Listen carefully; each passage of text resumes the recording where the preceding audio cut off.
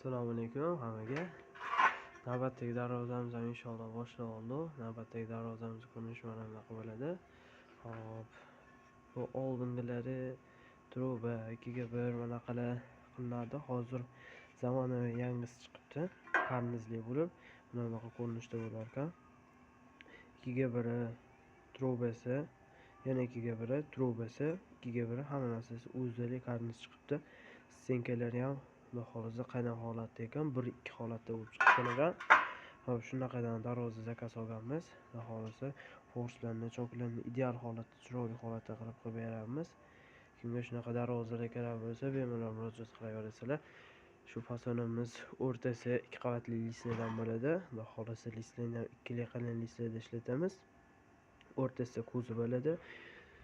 Hop, o'rnash jarayonlarini Xudo xolisa storiyamizga qo'yib qo'yamiz. Shunaqa darvozalar kerak bo'lsa, murojaat qilaverasizlar.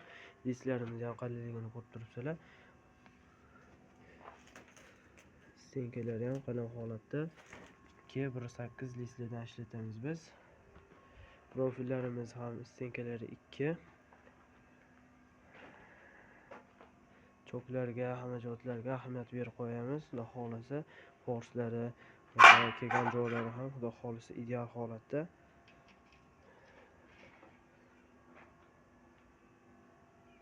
Bu yerda Xudo xolisa yangilik qilib panjaramizni ham boshlab olganmiz. Xudo xolisa bu panjaramiz ham tayyor bo'ldi. Kraskaga qarab qoldi. Xudo xolisa inshaalloh arkali holatda bo'lgan bu. Mana oldi tomoni bo'ladi.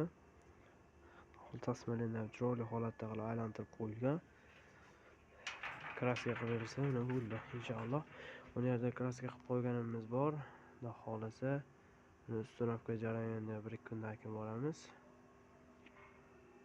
Xo'sa, shunaqa panjaralar kerak bo'lsa, bemalol murojaat qilaverasizlar. Bundan bo'ladi, mana yotqizuvlar holatda qo'yib qo'yilibdi.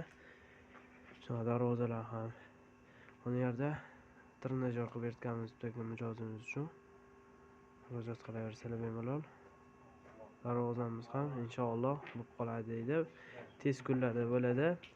Mana variantni hammaga tavsiya beramiz. Xudo xolisa tez bo'lar ekan bu, lekin sifati hech qachon o'zgarmas ekan. Yaxshi tomoni buni shpokolovka surkalmaydi bunga. Shpokolovka o'tmaydi keyin surkalgandan keyin. Xudo xolisa choklari ham ideal holatda bo'ladi.